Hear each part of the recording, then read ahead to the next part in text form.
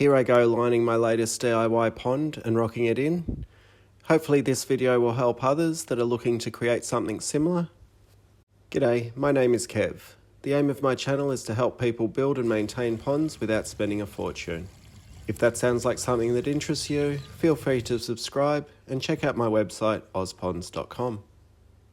This pond sits under our living room window, and the aim is that it looks like it's connected to my large dream pond that I built last year.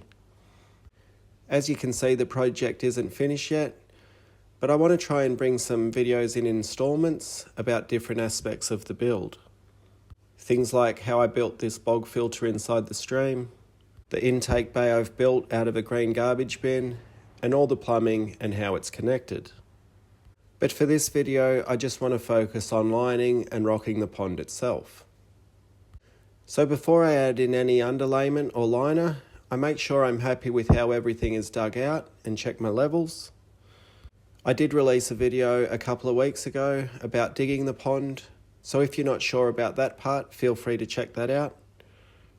I'm really just making sure my levels are good, there's no sharp rocks, and I'm emptying out some rainwater that's accumulated in the hole.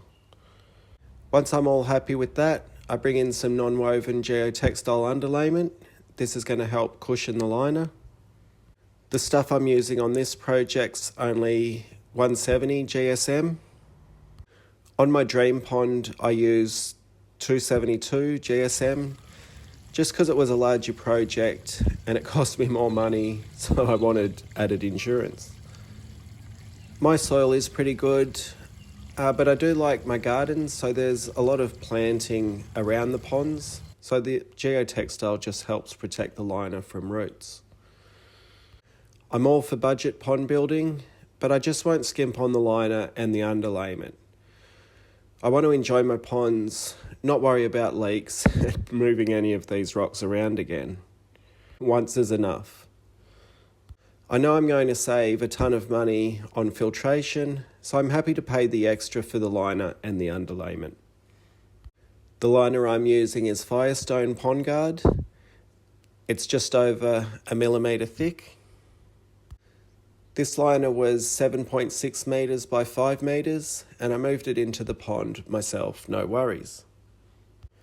It's important to make sure you've got enough overhang where you need it before you start rocking in the pond. So I just take my time and make sure. I also make sure that the underlayment is still in place and add more to any areas of the wall that are exposed. On this pond, I wanted to try something different by creating a bit of a false bottom.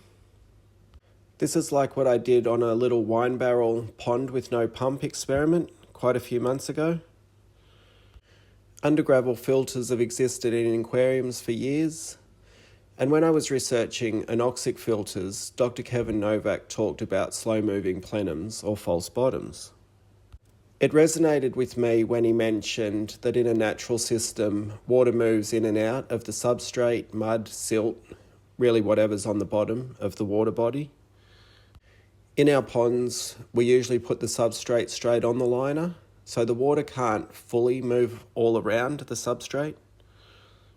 But when you have a false bottom, you allow that to occur.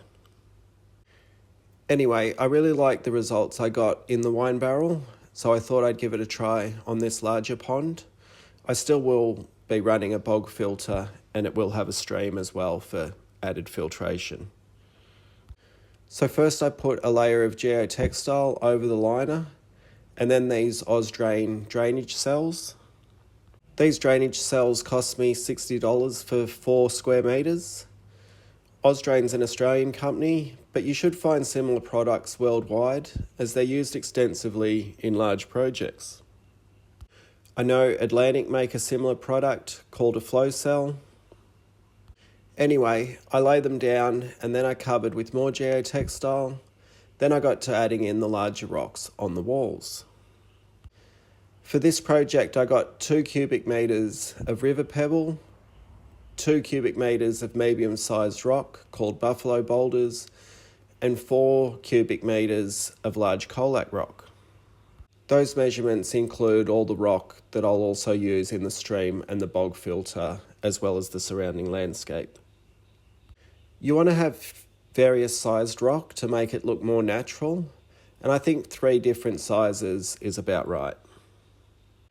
I mostly use the medium-sized buffalo rocks on the lower walls of the pond. For one, they're easy to handle by hand, and getting big rocks in the hole without help is tricky. I did still add in the odd larger Colac rock, just so that it wasn't uniform. The pebbles fill in the base of the pond, over the false bottom, and the horizontal shelves. I also use the pebble to backfill behind the stacked rocks. I like to add in some larger feature rocks up on the top shelf. These will be half in the water and half out. And I usually add a geotextile pad under them, again just as an extra precaution.